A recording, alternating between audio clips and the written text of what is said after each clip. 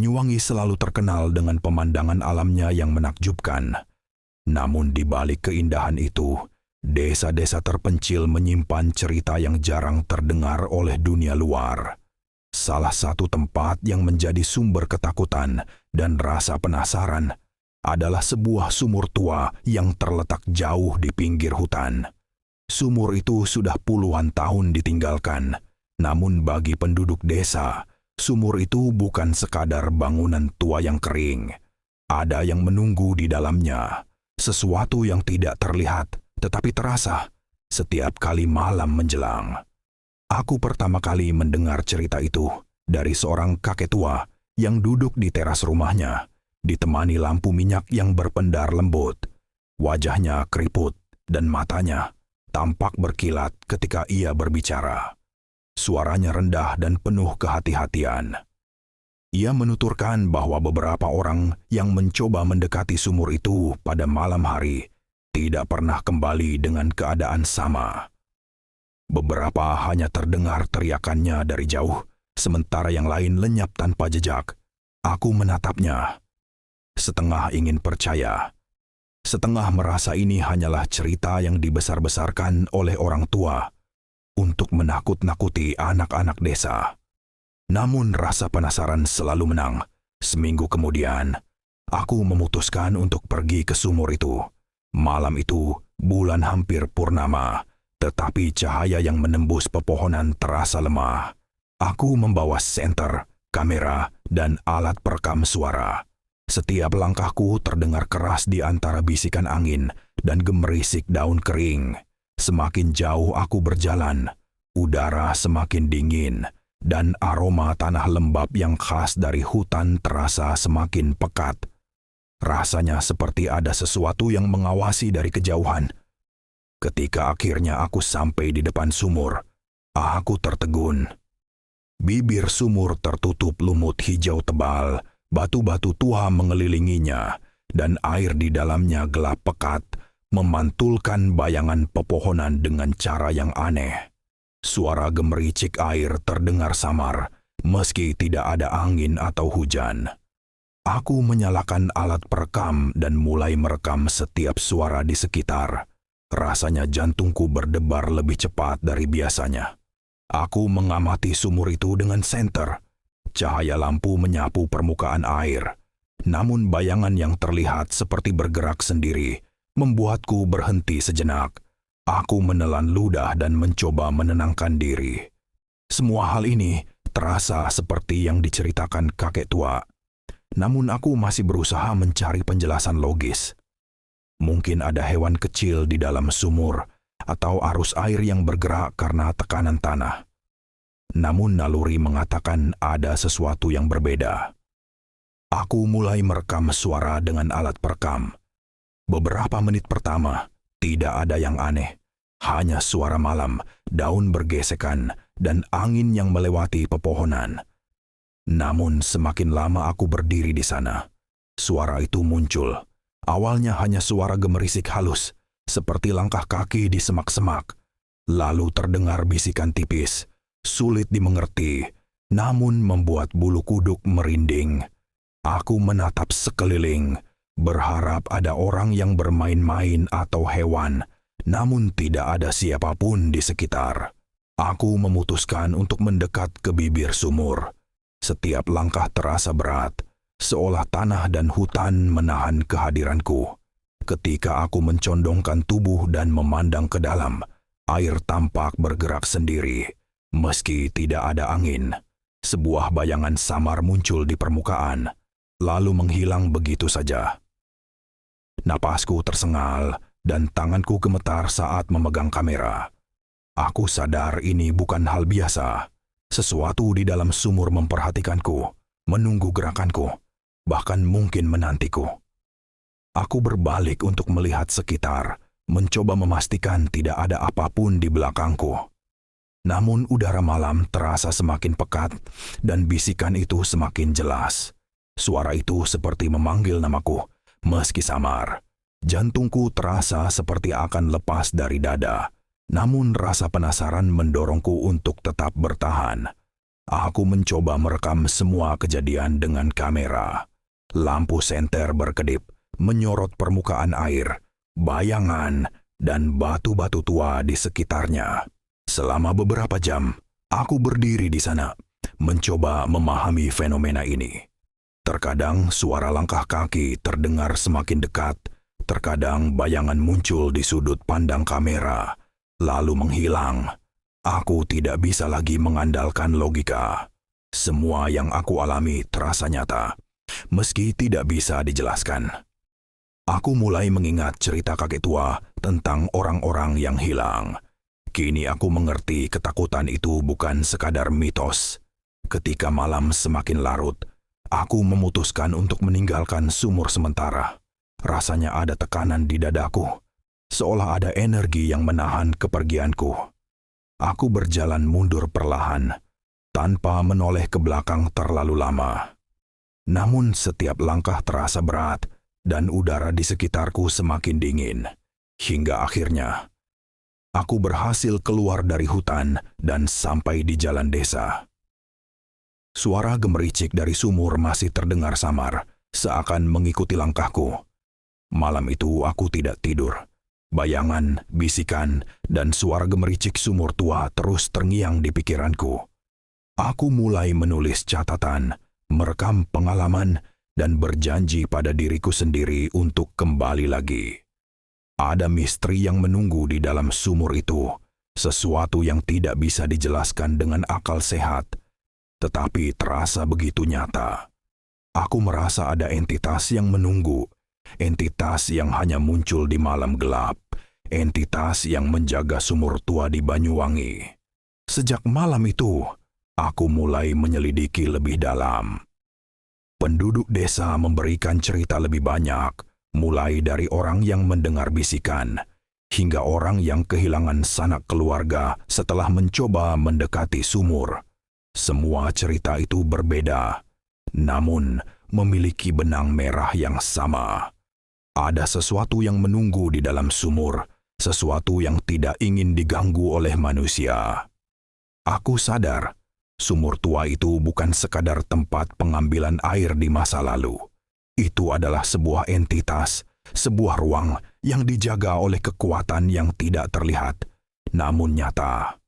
Penunggu sumur itu bukan hanya cerita rakyat, ia nyata, dan setiap orang yang mendekat dengan niat atau rasa penasaran akan merasakan kehadirannya. Malam itu menjadi awal perjalanan panjangku. Aku tidak tahu apa yang menunggu, namun aku harus mencari tahu. Aku harus mengungkap misteri sumur tua di Banyuwangi dan menemukan jawaban dari semua fenomena yang tidak bisa dijelaskan. Rasanya ketakutan dan rasa penasaran bersatu, mendorongku untuk terus melangkah, meski setiap langkah membawa risiko yang tidak kecil. Sejak malam pertama aku mengunjungi sumur tua itu, pikiranku tidak pernah tenang. Setiap kali menutup mata, bayangan permukaan air yang bergerak sendiri, suara gemerisik di semak-semak, dan bisikan samar itu terus muncul. Aku merasa sumur itu memiliki rahasia yang belum terungkap, dan aku harus menemukan jawabannya. Pagi berikutnya, aku kembali ke desa, menemui beberapa penduduk yang lebih tua. Mereka duduk di beranda rumah, minum teh hangat, dan menatapku dengan campuran rasa ingin tahu dan ketakutan. Aku mulai bertanya tentang sumur itu, dan mereka mulai bercerita.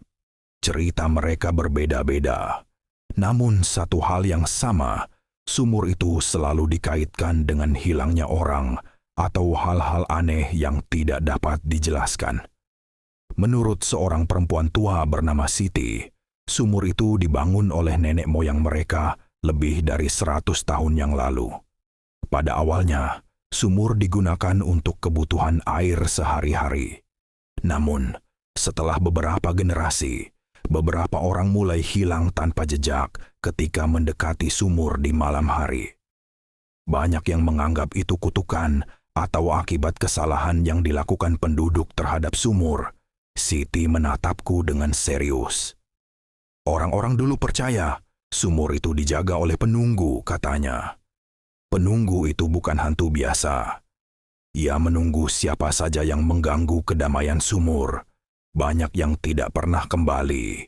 Aku mencatat setiap kata, berusaha mencari petunjuk logis. Namun naluri mengatakan ada lebih dari sekadar cerita rakyat. Aku bertanya lebih detail, mencoba menemukan pola dari orang-orang yang hilang. Siti menceritakan bahwa hampir semua orang yang hilang memiliki satu kesamaan. Mereka mendekati sumur pada malam bulan baru atau malam tanpa cahaya. Hal itu membuatku berpikir, mungkin ada fenomena alam atau energi tertentu yang membuat sumur itu berbeda pada malam hari. Dengan informasi ini, aku memutuskan untuk kembali ke sumur malam itu juga. Namun dengan persiapan yang lebih matang, aku membawa alat perekam suara yang lebih canggih, kamera dengan infrared, serta beberapa lampu senter cadangan. Temanku, seorang fotografer lokal bernama Arif, bersedia menemani. Ia skeptis, namun rasa ingin tahunya sama besar dengan rasa takutnya. Kami berjalan melalui hutan menuju sumur. Suasana malam semakin pekat, dan angin yang menerpa pepohonan terdengar seperti bisikan halus. Aku bisa merasakan ketegangan yang berbeda dari malam sebelumnya. Rasanya sumur itu sudah menunggu kedatangan kami, dan setiap langkah yang kami ambil terasa diawasi. Arif memotret sekitar, namun kamera menampilkan bayangan yang tampak bergerak sendiri di antara pepohonan. Setelah hampir 30 menit berjalan, kami sampai di sumur. Bibirnya masih sama seperti yang aku ingat, batu-batu tua dan lumut hijau menutupi permukaannya. Namun kali ini, suasana terasa lebih berat, seolah energi sumur itu semakin kuat. Aku menyalakan alat perekam dan kamera infrared. Arif tampak gelisah, namun aku menenangkan dirinya. Kami mulai merekam suara di sekitar sumur. Awalnya hanya suara alam, angin dan daun bergesekan. Namun beberapa menit kemudian, suara gemerisik terdengar lagi. Kali ini lebih jelas, seperti langkah kaki di sekitar kami. Padahal tidak ada siapapun di hutan. Suara itu bergerak mendekat dan menjauh, menciptakan sensasi panik yang sulit dijelaskan. Aku mencondongkan tubuh ke bibir sumur, mengarahkan kamera infrared ke permukaan air. Seketika itu juga, bayangan samar muncul. Bayangan itu tampak seperti sosok manusia, tinggi dan gelap, berdiri di dalam air, namun tanpa wajah yang jelas. Suara bisikan terdengar lebih jelas, seperti memanggil nama kami. Napasku tersengal, jantungku berdebar sangat cepat, namun aku tetap fokus merekam setiap detik. Arif mulai gemetar dan meminta untuk pergi, namun aku menahannya. Rasa penasaran mengalahkan rasa takutku.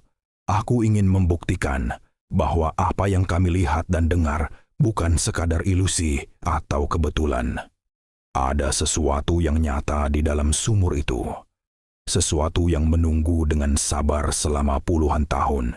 Selama beberapa jam, kami mencoba menangkap fenomena itu dengan kamera dan alat perekam.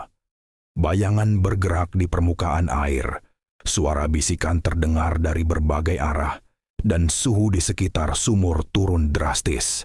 Rasanya seperti kami berada di dua dunia sekaligus, dunia nyata dan dunia yang tersembunyi di balik sumur tua itu.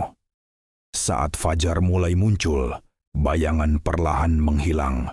Hutan kembali sunyi. Suara alam seperti tidak pernah terganggu oleh malam sebelumnya. Kami berdiri terpaku, mencoba memahami apa yang baru saja terjadi. Aku sadar bahwa sumur itu bukan hanya tempat biasa. Ia adalah ruang yang dijaga oleh sesuatu yang tidak terlihat, tetapi sangat nyata. Kembali ke desa, kami menulis catatan dan membahas pengalaman kami. Semua bukti yang kami rekam menunjukkan bahwa ada fenomena di sumur yang tidak bisa dijelaskan dengan sains biasa. Aku mulai percaya bahwa penunggu sumur itu memang ada.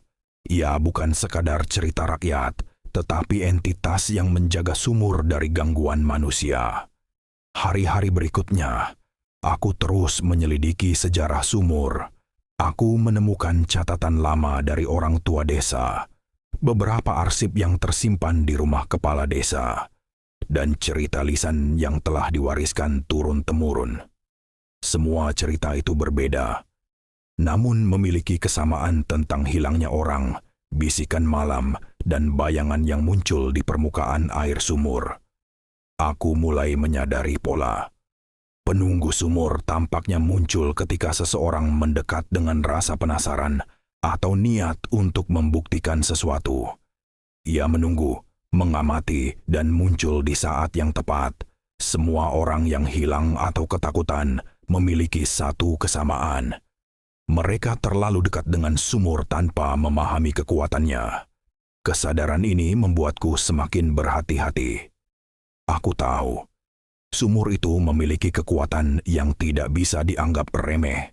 Setiap langkahku selanjutnya harus dipertimbangkan dengan matang, karena kesalahan sedikit saja bisa berakibat fatal. Aku merasa seperti berada di ambang antara keberanian dan ketakutan, antara rasa ingin tahu dan risiko kehilangan. Setelah malam pertama kami merekam kejadian aneh di sumur tua itu, aku dan Arif tidak bisa berhenti memikirkannya. Rekaman yang kami dapatkan memuat suara bisikan yang sangat jelas, meski tidak dapat dimengerti. Kami mendengarnya berulang-ulang di laptop, mencoba mencari arti dari suara itu. Di telingaku, suara itu terdengar seperti seseorang yang berusaha berkomunikasi, namun dengan bahasa yang tidak kami kenali. Arif tampak gelisah setiap kali mendengarkan rekaman itu. Ia mulai merasa ada sesuatu yang mengikuti kami sejak malam itu. Aku tidak bisa membantahnya, karena aku juga merasakan hal yang sama. Kadang, ketika berjalan di jalan desa, aku merasakan langkah lain di belakangku. Meski ketika menoleh, tidak ada siapapun. Kadang, malam hari terdengar ketukan pelan di jendela kamar. Namun saat kulihat keluar, hanya ada kabut tipis yang melayang. Aku mencoba menenangkan diri. Pikiran logisku mengatakan bahwa semua itu hanyalah efek psikologis setelah pengalaman menegangkan di hutan. Namun, rasa itu tidak hilang.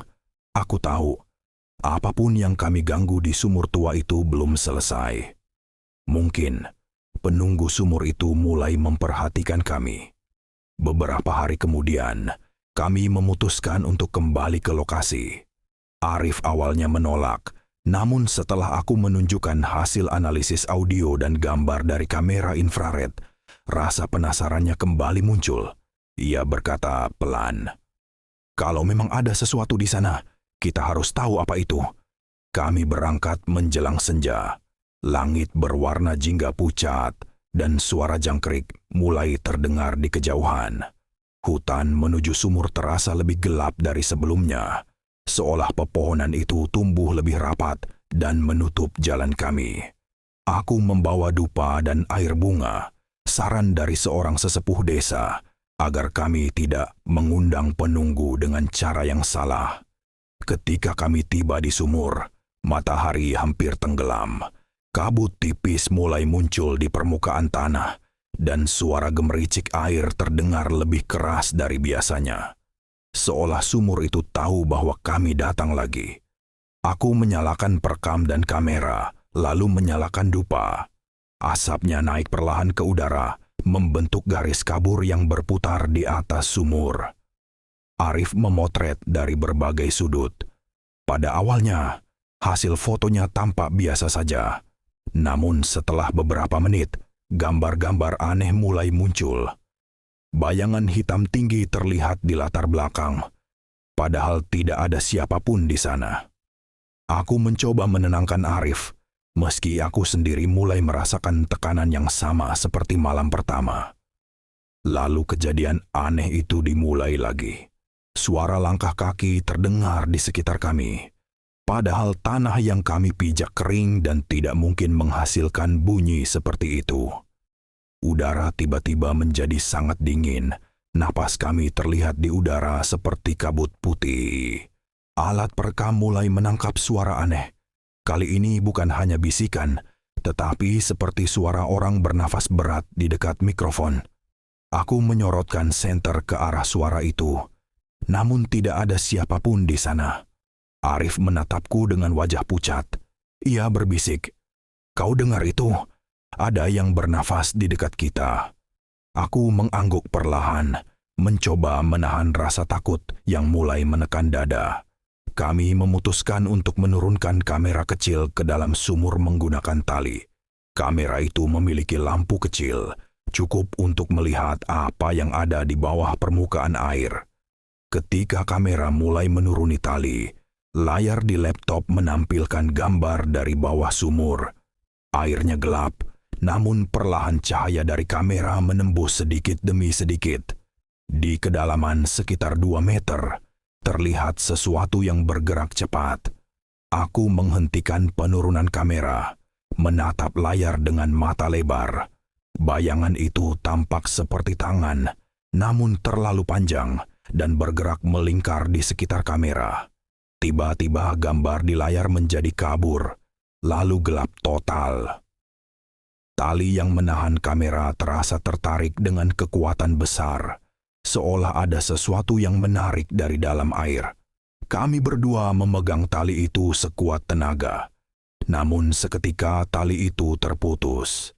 Kamera lenyap ke dalam kedalaman sumur. Suara gemericik air berubah menjadi seperti desisan tajam. Arif menjerit pelan dan mundur beberapa langkah, sementara aku hanya bisa menatap bibir sumur yang kini tampak bergetar halus, seperti bernafas. Aku segera mematikan alat perekam dan mengambil dupa yang masih menyala. Asapnya kini berputar aneh, membentuk pusaran di atas sumur. Udara menjadi semakin dingin, dan aroma tanah basah bercampur dengan bau seperti besi karat. Lalu terdengar suara lirih dari dalam sumur, sangat pelan namun jelas. Suara perempuan menangis. Tangisku tercekat di tenggorokan. Arif menatapku tanpa suara, matanya memantulkan cahaya dari senter. Kami berdua tahu, suara itu bukan berasal dari manusia hidup. Suara itu datang dari dasar sumur, dan semakin lama semakin keras, seolah seseorang yang tertahan di bawah air sedang berusaha berbicara. Aku mencoba mengucapkan sesuatu, namun suaraku tidak keluar.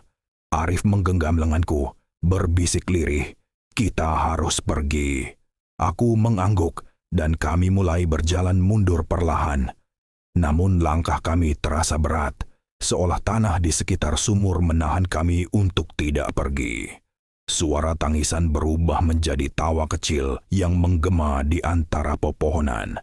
Ketika kami akhirnya berhasil berlari meninggalkan lokasi, suara itu berhenti. Namun bahkan dari kejauhan, aku masih bisa mendengar gemericik air dari sumur, seolah memanggil kami kembali. Sesampainya di rumah, Arif langsung jatuh terduduk. Tangannya gemetar hebat. Ia memandangi foto-foto dari kameranya, dan di salah satu gambar terakhir, terlihat jelas bayangan sosok tinggi berdiri di belakangku. Wajahnya tidak terlihat, namun matanya seperti dua cahaya merah, samar yang menatap tajam ke arah kamera. Malam itu kami tidak berbicara sepatah kata pun. Aku hanya menatap catatan dan merekam setiap detail kejadian yang baru saja terjadi. Dalam hati aku tahu, kami telah melewati batas. Penunggu sumur itu tahu kami datang lagi, dan kini ia tahu siapa kami. Beberapa hari setelah kejadian itu, Arif jatuh sakit. Tubuhnya lemah dan ia sering mengigau di malam hari, menyebut-nyebut nama seseorang yang tidak kukenal. Kadang ia menangis, kadang tertawa seperti orang kehilangan akal. Aku mulai khawatir bahwa penunggu sumur itu telah mengikutinya pulang. Aku berusaha menemuinya dan membawa seorang ustaz dari desa untuk membantunya. Namun bahkan ustaz itu pun tampak gelisah ketika masuk ke rumah Arif. Ia berkata pelan, "Ada sesuatu yang ikut pulang dari hutan. Kalian telah membuka pintu yang seharusnya tetap tertutup. Kata-kata itu membuatku sadar, perjalanan ini tidak bisa berhenti begitu saja. Aku telah memulai sesuatu yang besar, dan jika aku berhenti sekarang, misteri sumur tua itu tidak akan pernah terungkap. Namun di sisi lain, aku tahu setiap langkah berikutnya bisa berakhir dengan kehilangan yang lebih besar. Malam kedua, di sumur angker itu mengubah segalanya. Aku tidak lagi hanya menjadi saksi, tetapi bagian dari kisah itu sendiri. Penunggu sumur tua di Banyuwangi telah menandai kami, dan sepertinya ia belum selesai. Hari-hari setelah malam kedua di sumur itu menjadi masa paling berat dalam hidupku. Sejak kejadian kamera kami ditarik ke dalam air, dan suara tangisan terdengar dari dasar sumur, segala sesuatu di sekitar kami berubah. Arif terbaring lemah di rumahnya. Tubuhnya panas dingin, tapi tidak ada dokter yang bisa menjelaskan penyebabnya. Kadang ia berbicara sendiri, kadang hanya menatap langit-langit dengan mata kosong. Setiap kali aku menemuinya, ia selalu menggumamkan hal yang sama. Dia memanggilku. Dia belum selesai. Aku mencoba bertanya siapa yang dimaksud, namun Arif tidak menjawab. Suaranya seperti berasal dari tempat yang jauh. Wajahnya pucat, dan di lehernya muncul tanda biru kehitaman, seperti bekas lilitan tali. Aku tahu itu bukan luka biasa. Suatu malam, aku memutuskan untuk memeriksa kembali hasil rekaman dari alat yang selamat. Ketika kuputar file audio dari malam kejadian, ada suara samar di sela-sela tangisan. Setelah kuperbesar dan kuperjelas, terdengar kalimat dalam bahasa Jawa halus. Suaranya lembut, tapi menyayat. Sing nyedak, bakal ketarik balik. Yang artinya, siapa yang mendekat akan ditarik kembali. Kalimat itu membuat seluruh tubuhku dingin. Aku terdiam lama menatap layar laptop, sementara di luar angin malam meniup dedaunan dengan lembut. Rasanya seperti suara itu tahu aku sedang mendengarkannya. Keesokan paginya, aku mendatangi rumah seorang sesepuh yang dikenal sebagai penjaga adat desa. Namanya Mbah Suro. Ia sudah sangat tua, matanya sayu namun tajam, dan suaranya dalam seperti suara tanah yang sudah lama tidak disentuh.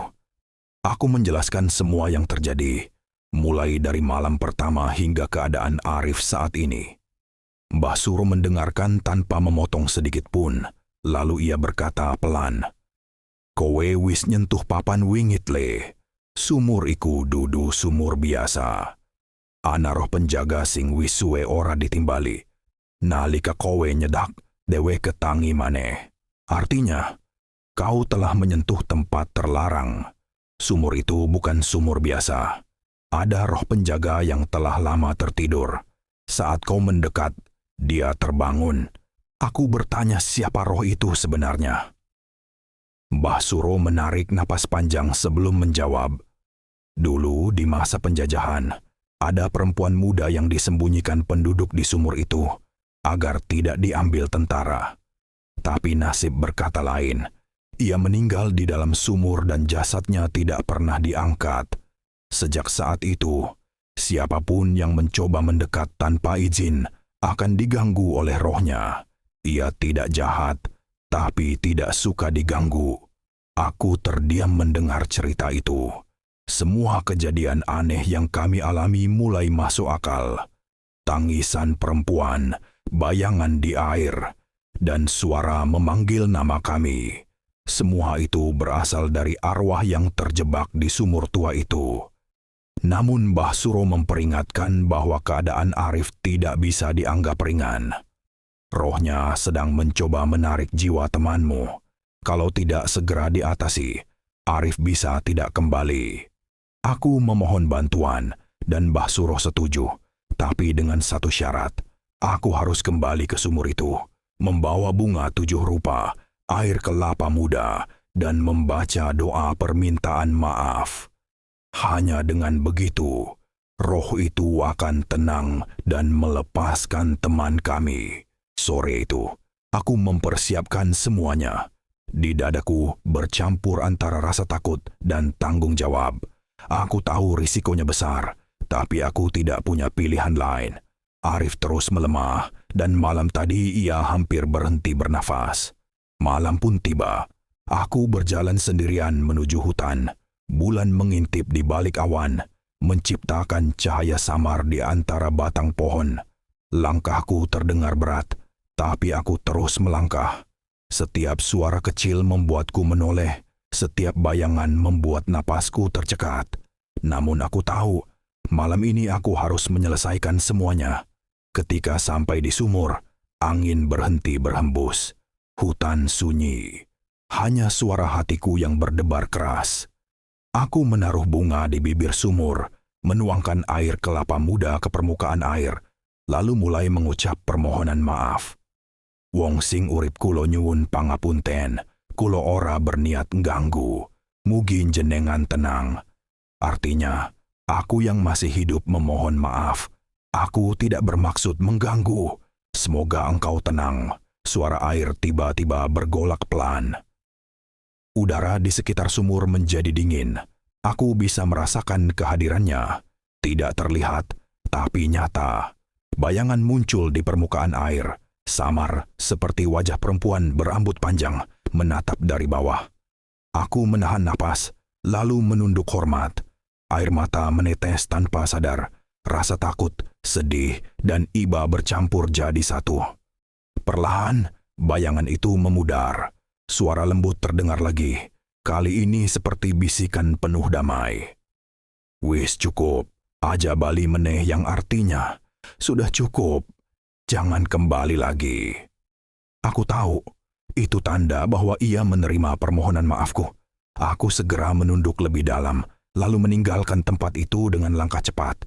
Namun sebelum aku benar-benar keluar dari hutan, aku sempat mendengar suara gemericik air yang lembut, seperti seseorang yang menangis lega.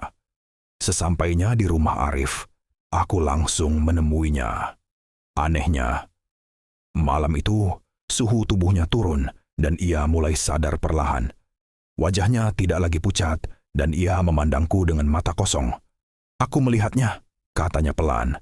Dia tersenyum. Aku mengangguk lalu berkata, semoga sekarang ia sudah tenang. Beberapa hari kemudian, Arif mulai membaik. Luka di lehernya memudar, dan ia mulai berbicara seperti biasa. Namun satu hal yang berubah darinya, ia tidak pernah lagi mau mendengar pembicaraan tentang sumur tua itu. Setiap kali topik itu muncul, ia akan diam lama dan berkata, ada hal yang sebaiknya tidak kita ganggu. Aku menghormati pilihannya. Tapi di dalam hatiku, aku tahu misteri itu belum sepenuhnya berakhir. Mbah Suro pernah berkata, roh itu sudah tenang, tapi sumur itu akan selalu punya penjaga. Sejak saat itu, tidak ada lagi yang berani mendekat ke sumur tua di Banyuwangi. Penduduk desa menanam pohon besar di sekitarnya, seolah ingin menutup jalan menuju sana.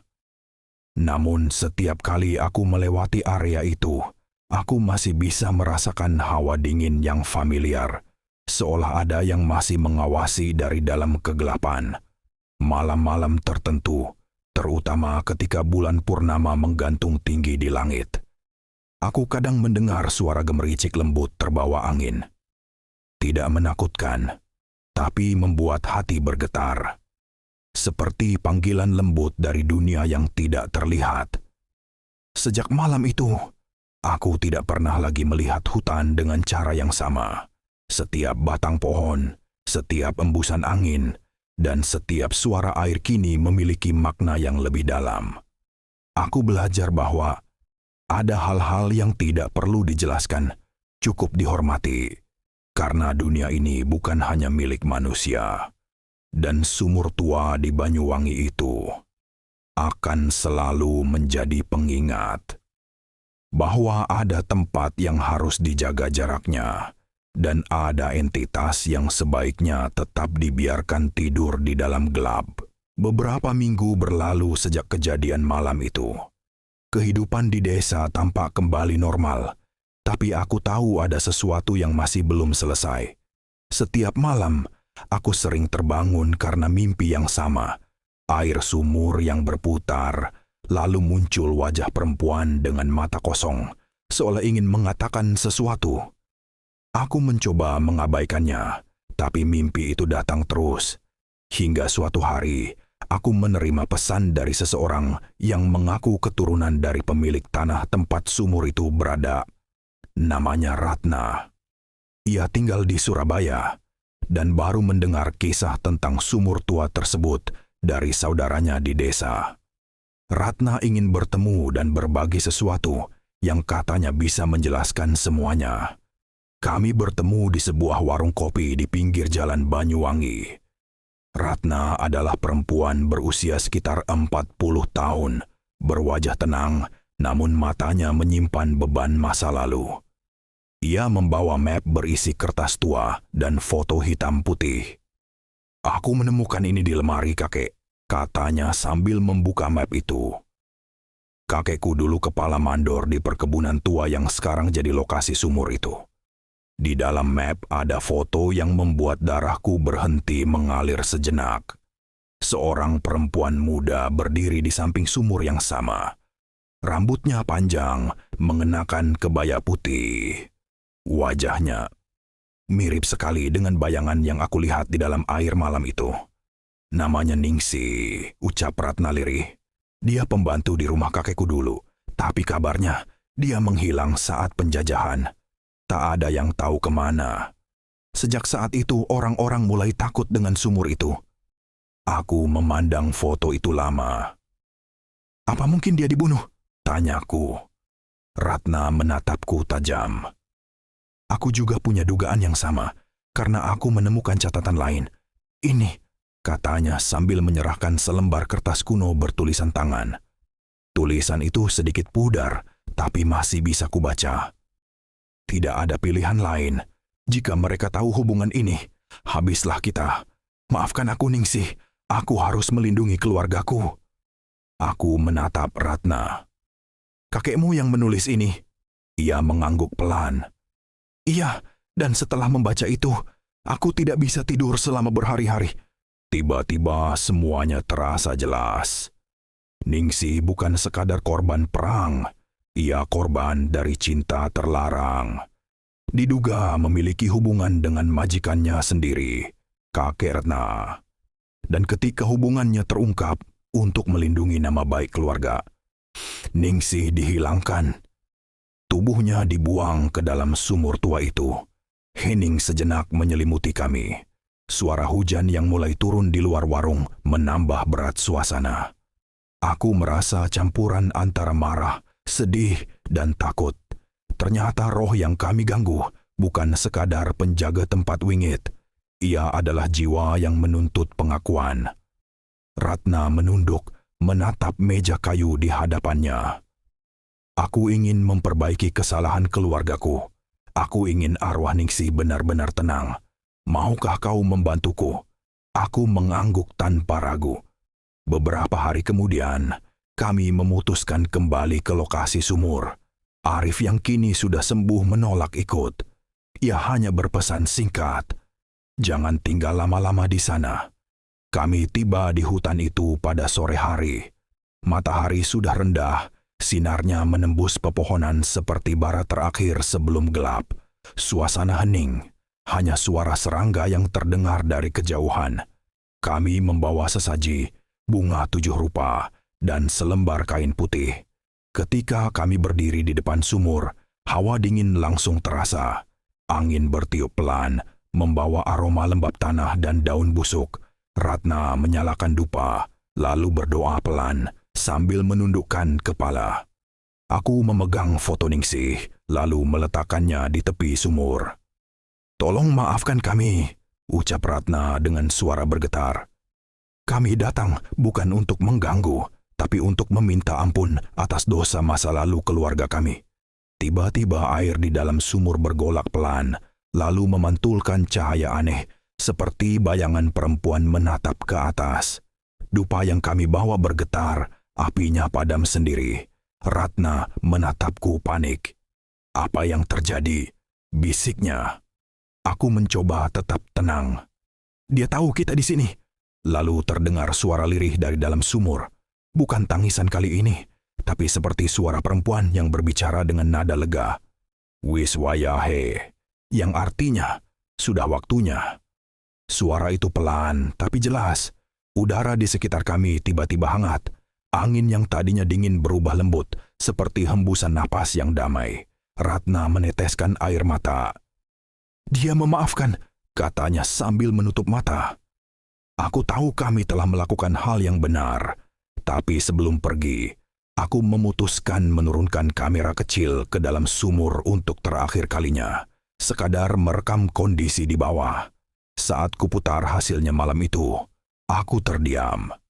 Di rekaman, terlihat dasar sumur yang gelap, namun di antara air yang tenang, muncul bayangan samar perempuan mengenakan kebaya putih, menatap ke atas sambil tersenyum, lalu perlahan menghilang. Setelah itu, air sumur benar-benar tenang tanpa suara. Sejak hari itu, tidak ada lagi gangguan di desa. Tidak ada suara tangisan, tidak ada bayangan di malam hari. Warga mulai berani melintas di sekitar hutan tanpa merasa diawasi. Dan Ratna berjanji akan membangun batu nisan kecil di dekat sumur, agar nama Ningsih tidak lagi hilang dari sejarah. Namun bagiku, kejadian ini meninggalkan sesuatu yang lebih besar dari sekadar kisah mistis. Aku belajar bahwa setiap tempat punya cerita, dan tidak semua rahasia boleh dikubur begitu saja. Kadang, yang mereka butuhkan bukan pengusiran, tapi pengakuan. Beberapa bulan kemudian, aku menerima paket kecil dari Ratna. Di dalamnya ada salinan foto Ningsih yang sudah dibingkai dan sepucuk surat. Terlampir foto seseorang yang telah menunggu pengakuan selama puluhan tahun. Terima kasih sudah menolongnya kembali ke cahaya. Kini ia tenang. Aku menggantung foto itu di ruang kerjaku. Setiap kali melihatnya, ada perasaan tenang, tapi juga misteri yang belum sepenuhnya pudar. Karena meski sumur itu kini tertutup oleh akar-akar besar dan dibiarkan menjadi bagian alam, aku tahu, di dalam sana masih ada sesuatu yang menjaga. Sesuatu yang tak lagi marah, tapi akan selalu ada. Sudah hampir 3 bulan berlalu sejak kami menutup kisah di sumur tua itu. Warga desa hidup tenang, Ratna kembali ke Surabaya, dan aku melanjutkan pekerjaan sebagai jurnalis lepas. Tapi entah kenapa, setiap kali menulis tentang peristiwa itu, ada hal ganjil yang selalu terjadi. Rekaman wawancara tiba-tiba rusak, file suara penuh dengan noise aneh. Bahkan, satu malam, saat aku mengetik ulang laporan di laptop, huruf-huruf di layar bergerak sendiri, membentuk kalimat. Aku belum tenang. Aku pikir itu cuma gangguan sistem. Tapi setelah 3 kali muncul dengan tulisan yang sama, aku tahu ini bukan kebetulan. Sejak saat itu, malamku tidak pernah benar-benar sunyi. Di jendela, terkadang terlihat bayangan perempuan berdiri diam. Kadang hanya sekelebat, tapi cukup untuk membuat bulu kuduk berdiri. Aku tahu wajah itu. Wajah yang sama dengan yang kulihat di dasar sumur. Namun kali ini, bukan ekspresi damai yang kulihat. Wajah itu tampak sedih, matanya seperti memohon. Aku mulai bertanya-tanya, apa benar Ningsih sudah tenang? Atau ada sesuatu yang belum selesai? Suatu pagi, aku menerima telepon dari Ratna. Suaranya terdengar gemetar. "Kau harus datang ke desa. Cepat, ada yang terjadi." Tanpa banyak tanya, aku berangkat sore itu juga. Sesampainya di desa, suasana terasa berbeda. Orang-orang tidak lagi tenang seperti dulu. Mereka bercerita bahwa beberapa malam terakhir, suara tangisan perempuan terdengar lagi dari arah sumur, padahal tempat itu sudah ditutup dan dikeramatkan. Bahkan pohon besar yang tumbuh di atasnya tampak mengering dari dalam. Ratna menungguku di rumah Mbah Suro. Wajahnya pucat, matanya sembab. "Aku menyesal," katanya lirih. "Aku tidak memberitahumu sesuatu." Aku menatapnya tajam. "Apa yang kau sembunyikan?" Ratna menunduk. "Setelah upacara itu, aku sempat mengambil sesuatu dari sekitar sumur. Kalung milik Ningsih. Aku hanya ingin menyimpannya untuk mengenangnya." Ia menggenggam kalung berbandul kecil berbentuk bunga melati. Tapi sejak saat itu, mimpi buruk datang setiap malam. Suara tangisan, bayangan di cermin, dan aroma tanah basah memenuhi kamarku. Aku pikir itu cuma perasaan bersalah. Tapi sekarang aku yakin, dia ingin sesuatu dikembalikan. Aku menghela napas berat. Berarti arwahnya belum sepenuhnya tenang. Mbah Suro yang duduk di pojok ruangan membuka suara. "Sampeyan salah langkah handuk, barang sing digawa iku pengikat. Yen ora bali, rohnya ora bisa lunga. Artinya, kau melakukan kesalahan. Barang yang kau ambil itu adalah pengikat. Jika tidak dikembalikan, rohnya tak bisa pergi." Ratna menatapku dengan mata penuh ketakutan. "Apa yang harus kita lakukan?" Mbah Suro menatap api pelita di depannya, lalu berkata, "Pelan, kita harus melakukan ritual terakhir. Tapi kali ini bukan untuk meminta maaf, melainkan untuk memutus ikatan malam itu. Kami bertiga menuju sumur. Langit mendung, udara lembab, awan menutupi bulan, membuat hutan tampak lebih gelap dari biasanya. Pohon besar di atas sumur tampak sekarat. Kulit batangnya pecah-pecah dan getahnya mengalir seperti darah. Kami menyalakan dupa dan lilin. Ratna menggenggam kalung itu erat. Suara gemerisik daun terdengar di sekeliling kami. Tapi tidak ada angin. Suasana terasa begitu tegang, seperti alam pun menahan napas. Mbah Suro mulai melantunkan doa kuno dengan suara serak dan bergetar. Aku bisa merasakan hawa panas bercampur dingin di udara. Seolah ada dua kekuatan yang saling tarik-menarik di sekitar kami. Tiba-tiba, dari dalam sumur terdengar suara berdesir pelan. Suara air seperti mendidih. Ratna menatap ke bawah. Wajahnya pucat. "Dia di sana," katanya dengan suara hampir tak terdengar. Air di sumur mulai berputar. Lalu dari dalamnya muncul asap tipis, naik perlahan seperti kabut. Bentuknya membentuk siluet perempuan. Wajahnya samar, tapi aku tahu itu Ningsih. Kali ini ia tidak tersenyum. Matanya kosong, suaranya lirih. "Kenapa kau mengambilnya?" Ratna menangis. "Maaf, aku hanya ingin mengenangmu. Aku tidak bermaksud jahat." Arwah itu melangkah mendekat, meski tubuhnya masih berupa kabut. Suhu udara turun drastis. Lilin padam satu persatu. Aku bisa merasakan jantungku berdetak keras di dada. "Kalung itu adalah tanda pengikat jiwaku." Suara itu bergetar di udara. "Selama benda itu di dunia, aku tidak bisa meninggalkan tempat ini." Aku segera berteriak, "Ratna, kembalikan sekarang." Ratna dengan gemetar menaruh kalung itu di tepi sumur. Begitu bandul menyentuh tanah, angin berhembus kencang. Api dupa menyala kembali dengan sendirinya, menyemburkan percikan kecil.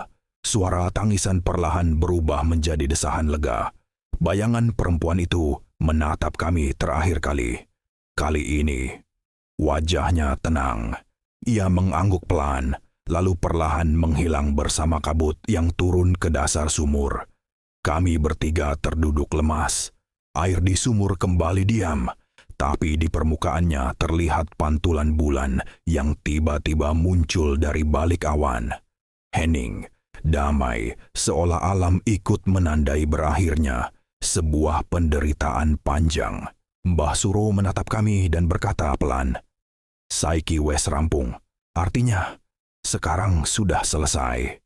Ratna terisak, menutup wajahnya dengan kedua tangan. Aku merasakannya, dia sudah pergi.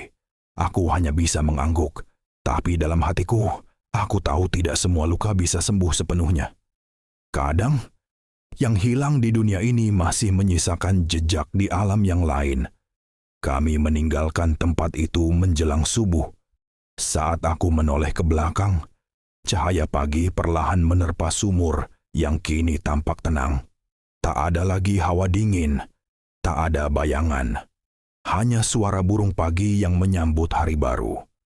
Namun ketika kami sampai di ujung jalan desa, aku mendengar sesuatu di telingaku. Suara lembut perempuan berbisik, nyaris tak terdengar. "Terima kasih." Aku berhenti sejenak, menatap ke arah hutan. Rasanya seperti seseorang sedang tersenyum dari kejauhan. Sejak hari itu, sumur tua di Banyuwangi benar-benar ditutup permanen. Warga membangun pagar batu di sekitarnya, menanam pohon Kamboja, dan menaruh sesaji setiap tahun sebagai tanda penghormatan. Tak ada lagi gangguan, tak ada lagi tangisan. Namun setiap kali aku lewat di daerah itu, angin yang berhembus membawa aroma samar bunga melati. Aroma yang sama seperti saat arwah Ningsi muncul. Mungkin itu tanda bahwa meski sudah tenang, ia tetap menjaga tempat yang pernah menjadi saksi hidup dan matinya. Dan aku tahu, beberapa arwah tidak pergi sepenuhnya. Mereka hanya belajar diam dalam kedamaian. Beberapa bulan telah berlalu sejak malam terakhir di sumur tua itu. Hidupku kembali berjalan seperti biasa, tapi tidak benar-benar sama. Ada sesuatu yang berubah dalam cara pandangku terhadap dunia. Aku tidak lagi memandang gelap sebagai sekadar ketiadaan cahaya. Gelap adalah ruang lain, tempat di mana yang hidup dan yang telah tiada saling bersinggungan, saling memahami tanpa perlu kata-kata. Sejak kejadian itu, aku sering datang ke Banyuwangi. Bukan untuk meneliti lagi, tapi sekadar menepi dari hiruk-pikuk kota. Setiap kali aku berdiri di pinggir hutan itu, aku bisa merasakan ketenangan yang sulit dijelaskan. Hawa dingin yang dulu membuat takut, kini terasa seperti pelukan damai. Sumur tua itu kini telah ditutup rapi oleh batu hitam berlumut. Di atasnya tumbuh pohon Kamboja yang selalu berbunga, bahkan saat musim kemarau. Masyarakat desa percaya bahwa bunga itu tumbuh dari rasa damai yang akhirnya ditemukan oleh arwah Ningsi. Setiap tahun, pada tanggal yang sama dengan malam ritual terakhir itu, warga menaruh sesajen kecil, bunga melati dan air kelapa muda di bawah pohon itu sebagai bentuk penghormatan. Ratna kini sering mengunjungi desa untuk ikut menjaga tempat itu. Ia bahkan mendirikan sebuah rumah kecil di tepi hutan, bukan untuk ditinggali, tapi sebagai tempat berdoa dan mengenang mereka yang namanya hilang dalam sejarah. Ketika aku menemuinya beberapa waktu lalu, ia berkata dengan suara pelan, "Dulu aku berpikir, yang menyeramkan itu hantu, tapi ternyata yang paling menakutkan adalah dosa yang tidak diakui." Kata-kata itu menancap dalam di kepalaku. Karena memang benar, apa yang kami hadapi bukan semata roh gentayangan, tapi jiwa yang terperangkap oleh penyesalan manusia. Dan terkadang, penyesalan itu menular, membuat kita ikut terikat pada luka yang bukan milik kita. Namun kisah ini tidak sepenuhnya berakhir di sana. Suatu sore, aku kembali ke tempat itu seorang diri. Hujan baru saja reda. Udara segar bercampur aroma tanah basah dan bunga Kamboja. Di bawah pohon besar itu, aku duduk lama sambil menatap batu penutup sumur.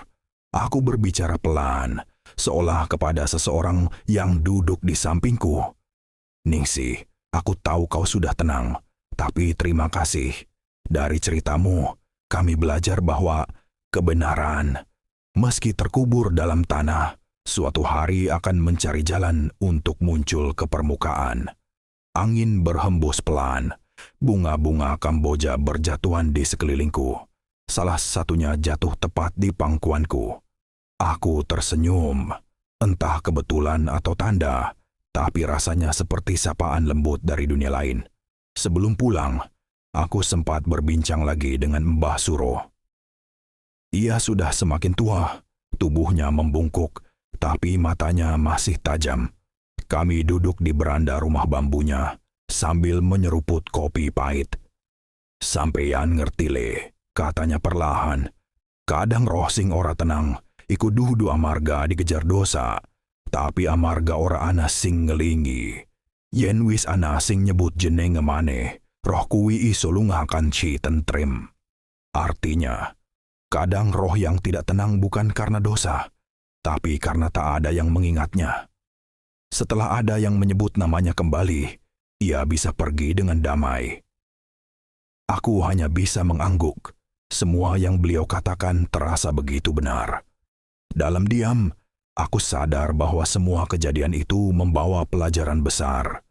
Bahwa setiap tempat yang dianggap angker, setiap cerita mistis yang diceritakan dari mulut ke mulut, selalu memiliki sisi manusiawi yang terlupakan. Beberapa minggu setelah perbincangan itu, kabar datang bahwa Mbah Suro meninggal dunia dalam tidurnya. Penduduk desa bilang, malam sebelum beliau pergi, pohon Kamboja di dekat sumur itu mekar serentak dan aroma melati memenuhi udara hingga ke jalan utama desa. Sebagian warga percaya, Mbah Suro sudah dijemput dengan tenang, mungkin oleh roh yang pernah ia bantu. Kini, setiap kali aku menulis kisah ini, aku tidak lagi menulisnya sebagai cerita horor. Aku menulisnya sebagai catatan tentang pengampunan, tentang bagaimana arwah yang tersesat bisa menemukan cahaya, dan bagaimana manusia bisa menebus kesalahan tanpa harus berhadapan dengan rasa takut. Aku tahu tidak semua orang percaya. Banyak yang membaca tulisanku dan menganggapnya hanya legenda. Tapi bagi yang pernah menyaksikan sendiri seperti aku, mereka tahu kisah ini nyata. Suatu malam, ketika aku sedang menyunting tulisan untuk dokumenter terakhirku, listrik tiba-tiba padam.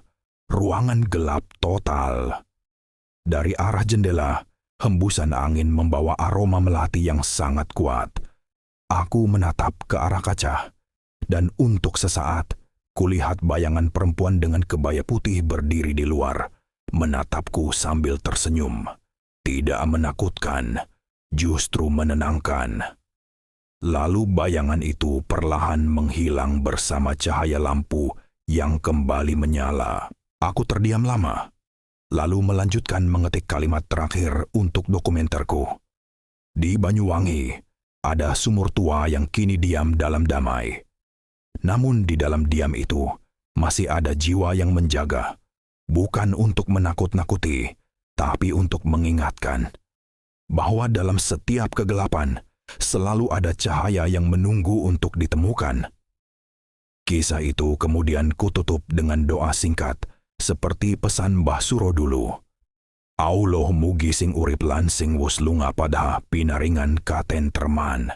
Artinya, semoga yang hidup dan yang telah pergi sama-sama diberi kedamaian. Lalu aku menatap jendela, tersenyum pelan. Di luar, angin malam berhembus lembut, membawa aroma melati yang samar, seolah dunia yang hidup dan yang mati baru saja saling memberi salam perpisahan. Dan aku tahu, kisah penunggu sumur tua di Banyuwangi akhirnya benar-benar selesai.